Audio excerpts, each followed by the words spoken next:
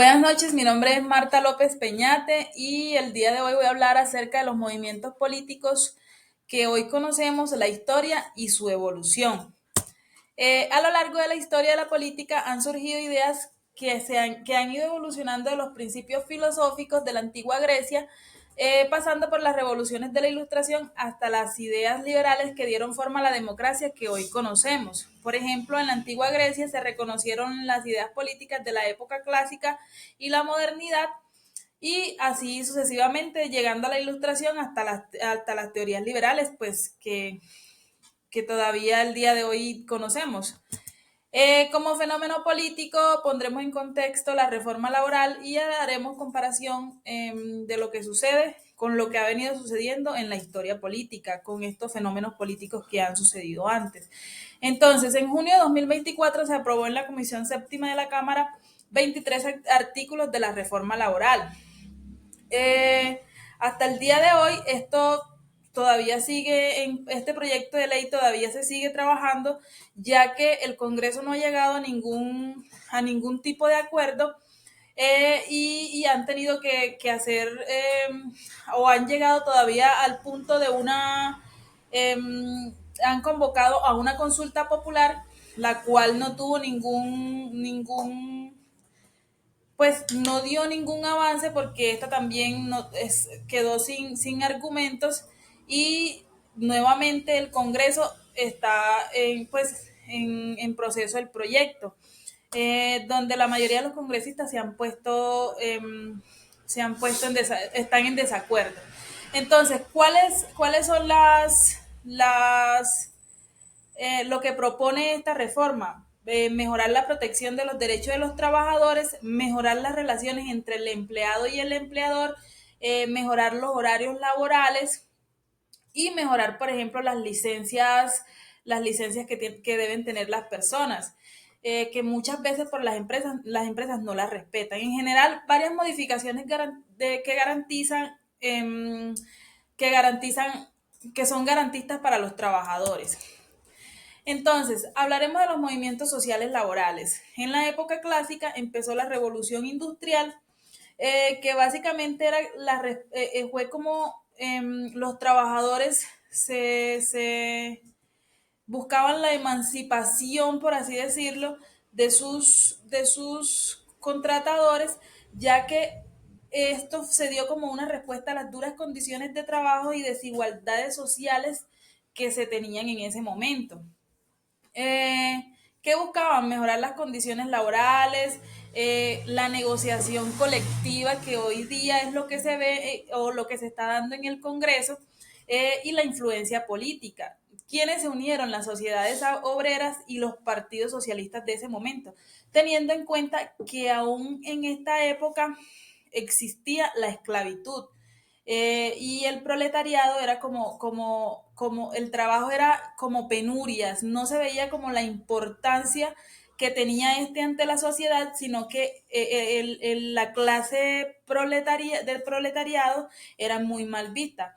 Algo muy parecido ocurría en la época moderna, eh, que fue donde se dio como la formación de los estados centralizados. Aún así, los estados eran mandados por un gobierno único, que podría ser un rey, estas monarquías. Entonces, la modernidad implicó un cambio radical en la forma de entender el trabajo. Nuevamente, siempre estaban como con esta, buscando cambios los sindicatos de trabajadores, aparecieron las huelgas, la resistencia civil y la desobediencia civil. Y a partir de allí es una de las cosas que se viene dando cuando se trata de buscar las mejoras o buscar mejorar las condiciones laborales. La época del ilustrismo, si bien no se, no, el punto principal no era el laboral, las ideas de la ilustración sentaron las bases para futuros movimientos laborales al cuestionar el status quo social y económico, promoviendo la razón y el progreso y defendiendo los derechos individuales. A ver, es que con el ilustrismo o la ilustración inició la lucha por la división de poderes. Lo que antes eran monarquías o estados unitarios, empezó a darse nuevos tipos de estados donde se dividían los poderes y empezaron a aparecer las libertades individuales o la garantía o la exigencia de la garantía de los derechos humanos. Entonces se dieron en la parte laboral cambios económicos y sociales y además empezó el desarrollo del capitalismo. Acerca de las teorías liberales, esta corriente de pensamiento defendía la libre contratación laboral, la libertad de las empresas y la mínima regulación estatal sobre el mercado. Aquí la parte laboral se vio no habían puntos que garantizaran su trabajo, que fueran muy bien reconocidos.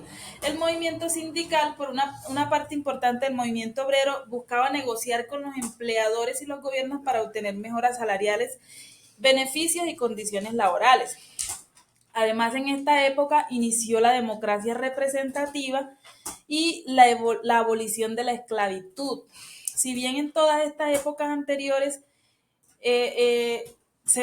inició como todo este proceso de reformas laborales, pero las condiciones laborales eran muchísimo más malas que las que se gozan hoy día.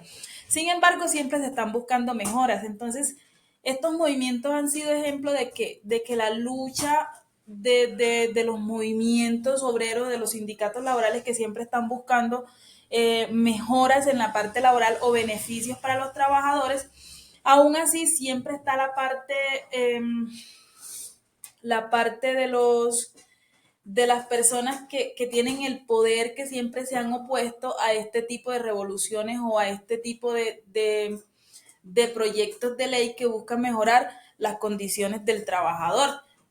Porque de algún modo estos se ven, digamos que se ven comprometidos con la garantización o con brindarle garantías a los trabajadores, lo que les implica gastos, y es lo que estas personas no quieren. Entonces, aquí vemos cómo podemos poner en contexto la reforma laboral o el proyecto de ley de reforma laboral que hoy se está dando con todos estos movimientos políticos, y que en todas las épocas siempre ha visto este tipo de movimientos obreros y sindicatos que buscan mejorar las condiciones laborales de las personas. Gracias.